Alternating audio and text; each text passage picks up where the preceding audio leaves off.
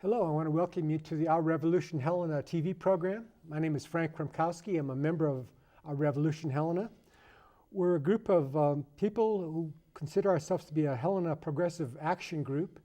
We've been in existence for almost 2 years. We've been meeting either weekly or bi-weekly during all that time. And we are affiliated with a national nonprofit called Our Revolution, which was founded in August of 2016. We have done 3 shows up to this point, and they've all focused on issues that Our Revolution Helena cares about. Our first program was on gun violence, and we interviewed representatives of Moms Against Gun Violence and Helena Youth Against Gun Violence. We focused in on voter registration with 2 representatives of Montana Women Vote, and we then interviewed a couple of folks who were in town for a conference on big money and the corruption of the political process because of big money. So we care a lot about several issues, but the basic issues that we care about in Our Revolution Helena have to do with reclaiming our democracy so that we can end the increasing inequality in our country, to ensure health care for all, for housing for all, justice and fair treatment for all. And so the theme for today's show, with a couple of guests from Our Revolution Helena, is the healthcare insurance crisis. Not just the healthcare crisis, but the healthcare insurance crisis, and the national movement pushing for a single-payer healthcare system for all. And our guests today are 2 members, as I said, of Our Revolution Helena's single-payer healthcare committee, Dr. Paul Donaldson from Helena and Galen McKibben. And I'd like to have them just introduce themselves a little bit and tell us a little bit about yourself and how you got interested in this topic. Paul? Thanks for having me, Frank. We met years ago as a doctor and patient. And, Yes, we did. that was sometime after I came to Helena in 1978, and I've been practicing as a family doctor since then. My interest in single payer grew out of running into patients at vans that said they can't come to see me anymore because they changed insurance or lost their insurance, and I began interested in the problems with health care insurance at that point. Okay. And Galen, how about you? Well, I'm a Montana boy, grew up in eastern Montana, and kept moving east and moving east.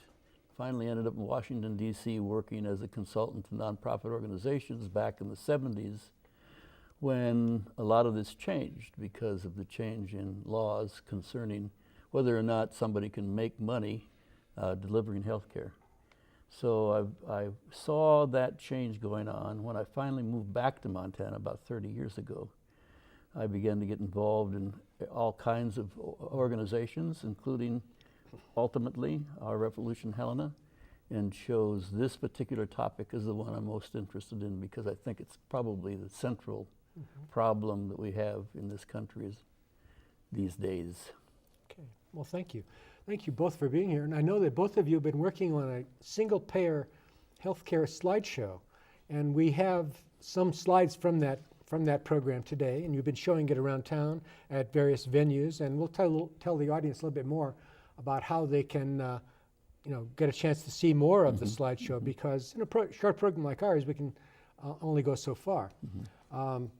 But the slides that we will show and you can explain really go into the healthcare insurance crisis. And one of the questions would be really, how did we get into this crisis in the first place? What's the history? Did it start with Richard Nixon, for example? Yes, it did. You called it 1973. President Nixon worked with the insurance industry to change the law so that now it was possible to make profits by delivering health care. And that was huge. That was just, it didn't take long before the costs of health care began to rise very quickly.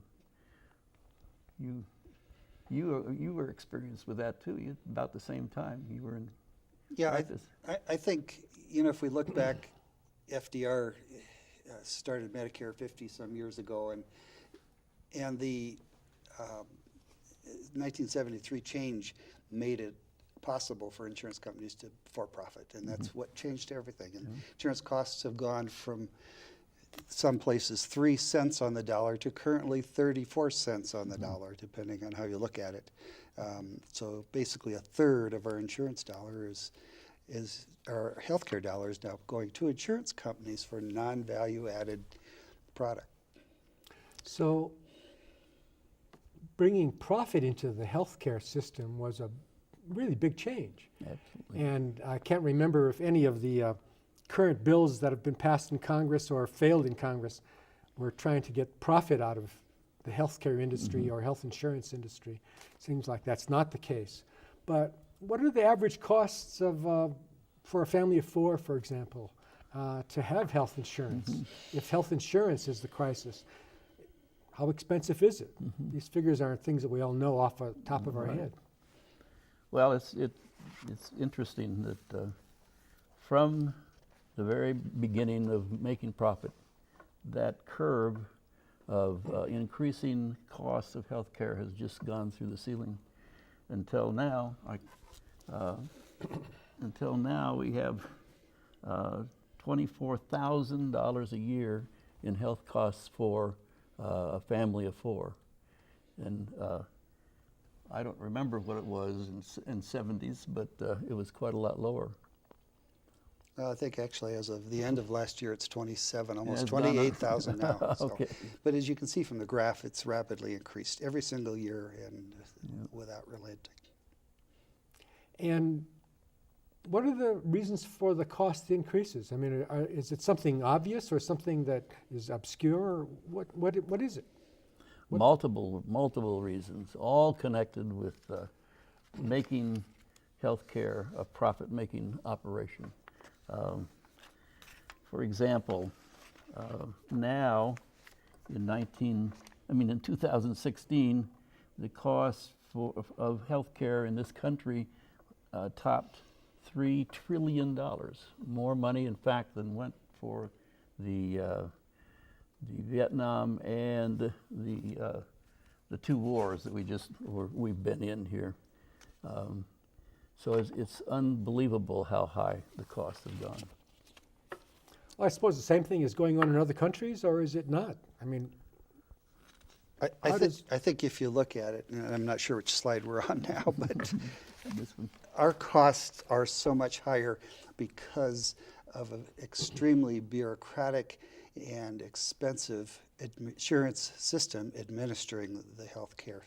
The health care itself is not too far out of line with costs elsewhere, but the providing of that care through the insurance companies, through administration, through processing, through marketing, through enrollment costs, through CEO salaries, through lobbying Congress, through all those extra add-on expenses, the big tall insurance buildings in all our big cities. Right. That's why we cost so much more than any other country, and Galen's slides can show us that. Right. In fact, the CEOs in the health industry make huge amounts of money,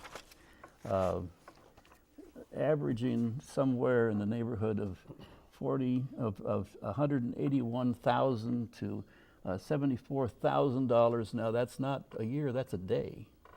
That's how much these guys that are on the slide here make. It's amazing, and I don't even understand why that's true. I mean, I have a tendency to mark it up to greed, but it's got, it's just amazing. And this is in insurance and in pharmaceuticals primarily. so we know these CEOs are making a heck of a lot of money here. We have examples of $254,000 a day for one health insurance executive. One of Galen's slides, and I think you can talk about that one, shows a man who makes more in 2 hours than over half of Montanans earn in a year. And there he is, Leonard Schleifer, CEO of Regeneron Pharmaceutics. Annual compensation $47 million. He's got a couple $100,000 beyond that. So The question is whether that's ethically right or wrong is notwithstanding. What's important is how many people could be insured for the cost of that.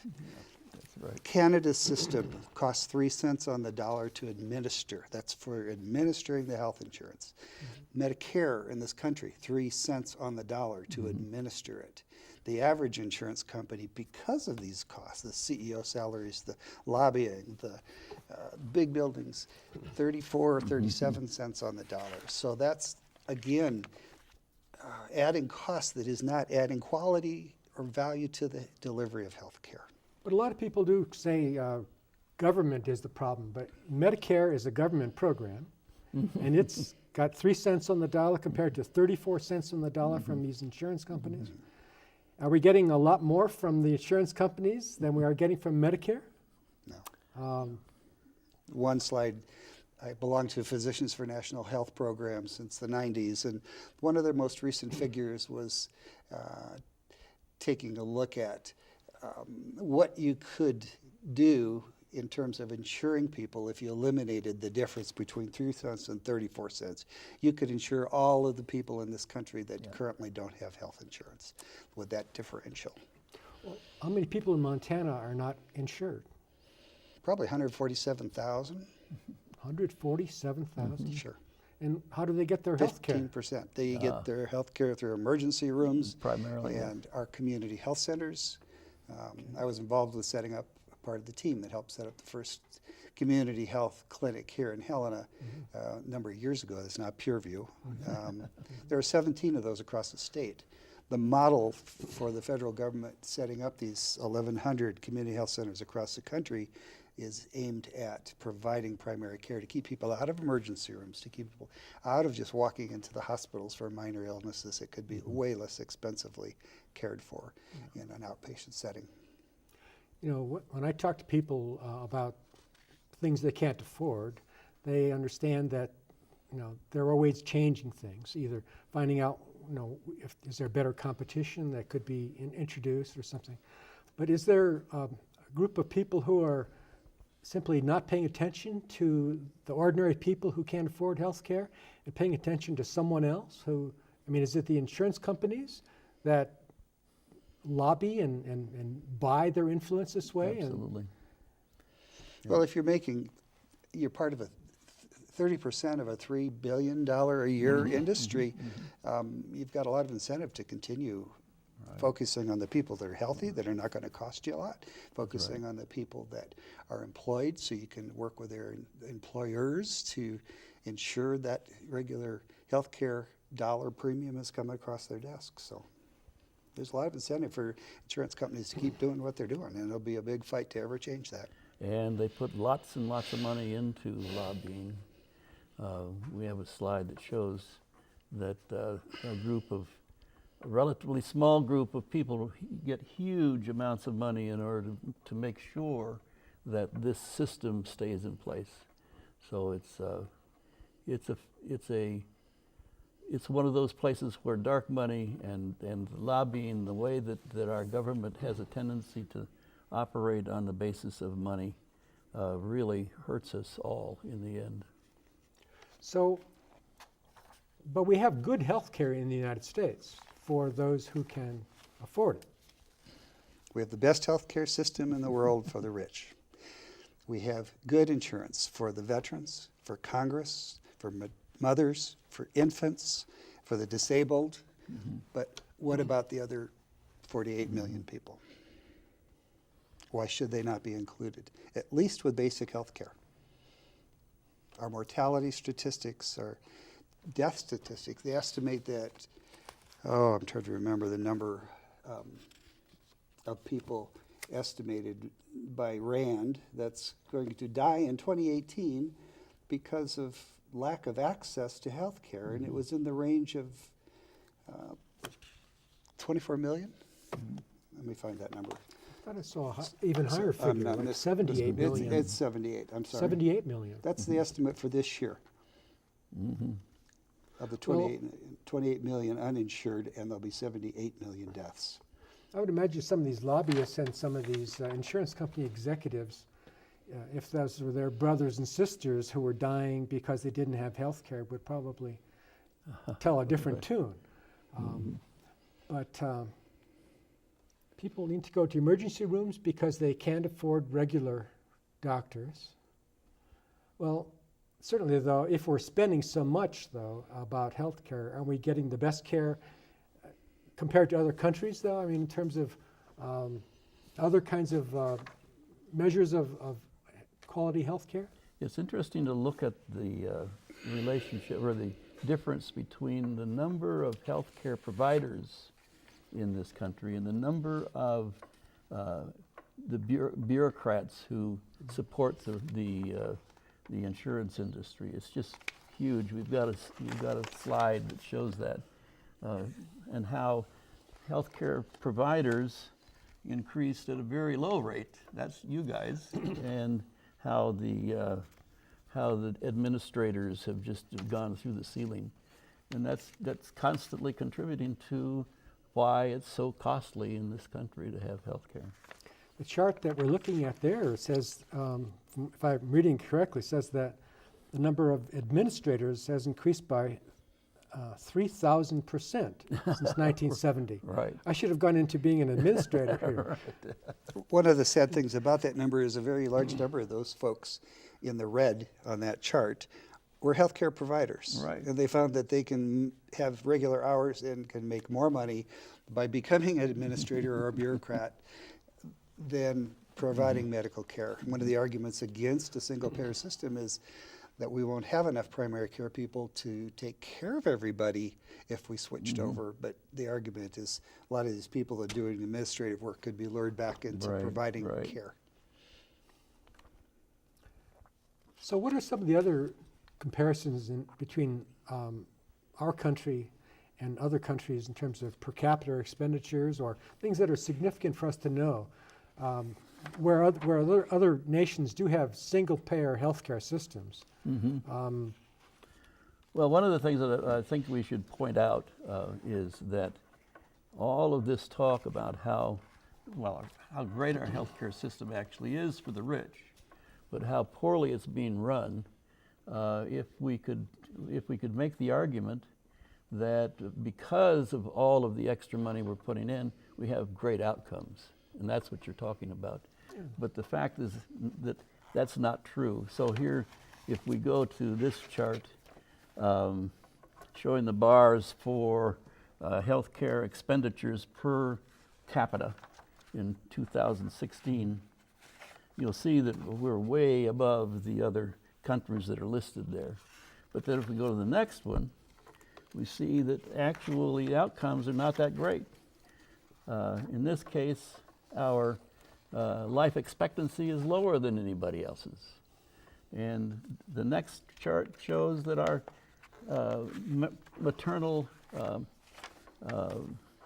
maternal mortality rate is huge compared to the other countries.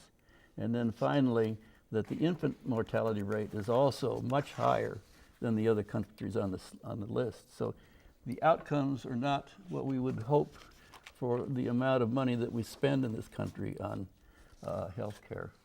And then the final chart shows that among all of the countries in the world, the United States is ranked by the World Health Organization at 37. And most of the countries that are listed above us have some kind of mandated health care. Many of them are single payer.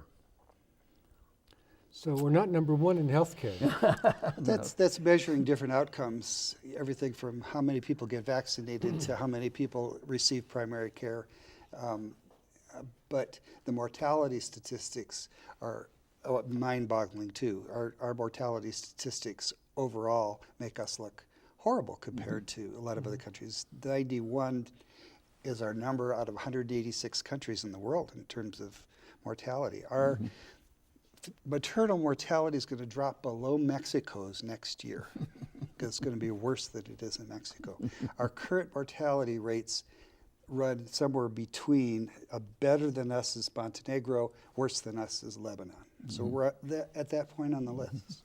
So, That's our In best terms healthcare system in the world. That's not the best healthcare delivery. no. Well, then tell me more about the single-payer healthcare system and why it's better than this system and the gist of what it is. Well, I guess I would give you about 10 reasons. Let's see if I can make it simple and quick. First of all, basic equality of healthcare, I think, is huge. It was Martin Luther King in '86 that told us of all the forms of inequality and injustice in healthcare is the most shocking and the most inhumane inequality. What single payer would be eliminate once and for all pre-existing conditions. You see now with some of the healthcare plans that are coming in with a dissolution of, or with the elimination or the choking off of Obamacare or the ACA, pre-existing conditions are coming back into contracts. This would eliminate that forever.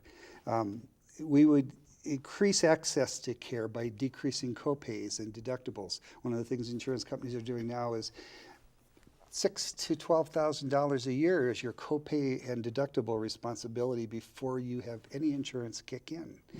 Most people can't afford that. Most people will forego going to their primary care provider because they know that they're responsible for that much money up front. So we have health insurance, but we're afraid to use it because it costs too much up front. This single payer would eliminate that issue.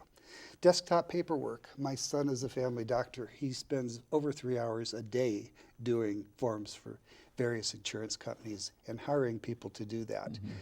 That would be 3 hours of provider care, patient care that could be utilized instead if we had a single payer system with one set of rules. We would be eliminating the most expensive and bureaucratic healthcare system in the world by decreasing administrative costs of health insurance. This can be done by decreasing marketing and enrollment costs, CEO compensation, as we talked about, lobbying gifts, insurance company profiteering, and by simply eliminating the overlapping and confusing rules of so many different systems, providing so many rules. Again, if we could provide a single publicly accountable organization instead of a whole bunch of insurance companies telling doctors how to behave and what should be valued in terms of healthcare or not, we have a group of people that are elected by the public to oversee this and make sure that we get the best quality of care, for prioritizing resources, for preventative care and providing that for folks, for public health, for drug development, for medical school training, determine where do we need providers? Do we need more cardiologists? Do we need more primary care doctors? A single publicly accountable, I can't say that 5 times in a row, publicly accountable entity responsible for negotiating drug prices. Right now the VA system can negotiate drug prices, but Medicare can't. I mean, that's crazy. That's why we're paying so much more for our drugs. Part of the cost, part of the reason. Hospital procedures, implements, hips replacements, all that kind of stuff, provider reimbursement. If we had one group that was responsible for negotiating that, they'd get a better deal. So what if someone said, how would you answer them? Boy, single payer, that's going to be the government taking over health care. And is that? The government provides 65% of our research in this country now, provides for 65%, 68% of medical care in this country now through the VA, through Medicare, through Medicaid. The system is already in place at 3% overhead to provide that for everybody. Yep. Instead of 34 cents to provide that for. And so if we took those administrative costs that are going to these CEOs who are making hundreds of thousands of dollars a day, I've heard the figure that it might be like in the area of $350 billion a year of administrative costs. Is that somewhere in the ballpark? And so that money would then go into health care. Yes, it would be actual caring for our children. Adding the people that are uninsured now, adding the people that their only resource is to go to the emergency room, and have the rest of us pay for that. We're already paying for it now. We're paying for the uninsured's care, but with the most expensive possible way of doing it, the emergency room setting. Okay. Well, we have to wrap it up now, but I want to just mention, well, thank you both for doing the homework and you. studying this issue, but also to mention that Our Revolution Helena has an actual longer version of your slide presentation that's just excerpted here, and 3 movies, which are really documentary films going into depth on these issues. And if somebody wants to see those at a house party or at their church or at their union meeting, Right. they just need to contact us at ourrevolutionhelena@gmail.com or go to our Facebook page, Our Revolution Helena. And then we'll send out the A-team. And we have lots of other folks within our single pair, lots of other doctors and others who've been studying this issue much more than I have. But I want to thank you very much and thank Helena Civic TV for, again, hosting Our Revolution Helena and the issues that we care about. Thank you very much. Thanks, Frank. Thank you.